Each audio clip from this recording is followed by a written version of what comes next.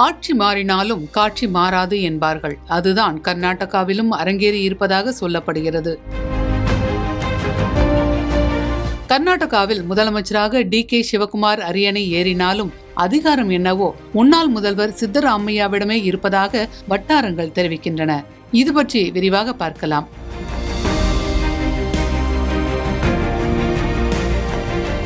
கர்நாடகத்தில் முதல்வர் யுத்தம் நீண்ட இடைவெளிக்கு பிறகு முடிவுக்கு வந்துள்ளது. சித்தராமையா தனது பதவி விலகல் கடிதத்தை அளித்த நிலையில் டி.கே. சிவகுமார் முதல்வராக பதவியேற்றுள்ளார். அவருடன் 13 அமைச்சர்களும் பதவியேற்றுக் கொண்டுள்ளனர். இந்நிலையில் முதலமைச்சர் பதவியிலிருந்து சித்தராமையா விலகிய பின்னரும் கூட கர்நாடக அரசியலில் அவர் கணிசமான செல்வாக்கை தொடர்ந்து செலுத்தி வருகிறார் என்கின்றனர் நன்கு விவரம் அறிந்தவர்கள். இதற்கு உதாரணமாக சாதி மற்றும் செல்வாக்கு கணக்கீடுகளுக்கு மத்தியில் டி.கே.எஸ்.இன் அமைச்சரவை பட்டியலில் சித்தராமையா விசுவாசிகளே அதிக அளவில் ஆதிக்கம் செலுத்துகிறார்கள். டி.கே. சிவகுமார் அமைச்சரவையில் உள்ள 13 அமைச்சர்களில் 6 பேர் சித்தராமையாவின் ஆதரவு பெற்றவர்கள். இதில் முதன்முறையாக அமைச்சரவையில் இடம்பெற்ற சித்தராமையாவின் மகன் யதீந்திர சித்தராமையாவும் அடங்குவார். புதிதாக அமைச்சரவையில் சேர்க்கப்பட்ட ஒரே அமைச்சரும் இவரே ஆவார். மீதமுள்ளவர்கள் சித்தராமையாவின் அமைச்சரவையை அலங்கரித்தவர்கள்.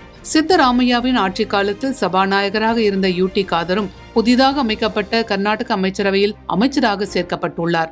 அடுத்து துணை முதல்வராக இருக்கும் ஜி. பரமேஸ்வரா சித்தராமையாவுக்கு நெருக்கமானவராக கருதப்படுகிறார். இதில் இன்னொரு முக்கிய விஷயம் என்னவென்றால் டி.கே.எஸ். பிரிவை சேர்ந்தவர் என்று வெளிப்படையாக கருதக்கூடிய ஒரு சட்டமன்ற உறுப்பினர் கூட அதில் இடம்பெறவில்லை. இவற்றை உற்று நோக்கும் போது டி.கே.எஸ். அமைச்சரவையின் கணிசமான பகுதி சித்தராமையாவின் அணியை சேர்ந்தது என்றே தெரிய வருகிறது. இவற்றையெல்லாம் கடந்து கட்சியின் உயர்மட்ட தலைமையான காங்கிரஸ் செயற்குழுவுக்கு சித்தராமையா உயர்த்தப்பட்டிருக்கிறார். தவிர முதல்வர் பதவியிலிருந்து அவர் விலகிய போதும் பெங்களூருவில் உள்ள முதலமைச்சர் பங்களாவை அவர் காலி செய்யவில்லை. இவற்றையெல்லாம் பார்க்கும்போது கர்நாடக அரசியலில் சித்தராமையாவின் செல்வாக்கு கொஞ்சமும் குறையவில்லை என்கின்றன வட்டாரங்கள்.